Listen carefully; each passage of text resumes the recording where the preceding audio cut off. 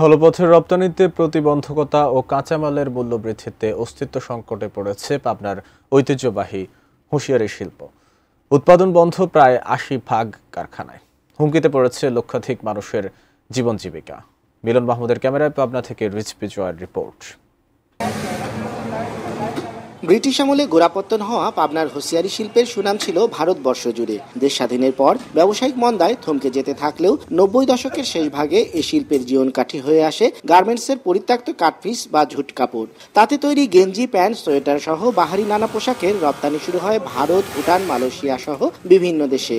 দ্রুত সম্প্রসারণে গত ৩ দশকে পাবনায় ছোট বড় প্রায় ৪,৫০০ কারখানায় কর্মসংস্থান হয়েছে লক্ষাধিক মানুষের। সম্প্রতি স্থলপথে রপ্তানি বন্ধ হওয়ায় মারাত্মক সংকটে পড়েছে সম্ভাবনার এই শিল্প। পাবনার ব্যবসায়ীদের হিসাবে প্রতিদিন ৭০ থেকে ৮০ ট্রাক ঝুটের তৈরি পোশাক স্থলপথে রপ্তানি করতেন তারা, বেনাপোল হয়ে, যা একদিনেই পৌঁছে যেত ভারতে। গত ১৭ মে ভারত স্থলপথে আমদানি বন্ধ করায় হঠাৎ বিপাকে পড়েছেন তারা। কালার এক্সপার্ট, জর্জ স্যাপ এবং মাইল্ড অন হ্যান্ডস টেকনোলজি সমৃদ্ধ অরিক্স ক্রিস্টাল ওয়াশ আপনার লন্ড্রি এক্সপার্ট। আমরা অসল হয়ে পড়ছি। রপ্তানিটা বন্ধ করে দিল ভারত সরকার। ৫০০ পর্যন্ত লোক একটা কারখানা আছে। বন্ধ হওয়ার কারণে আমরা একবারে পথে বসে যাবো। জাহাজই যাচ্ছে, জাহাজের যাত্রী দেখা যাচ্ছে ওখানে যায় পড়ে যায়, ৫-৬ দিন পরে থাকে।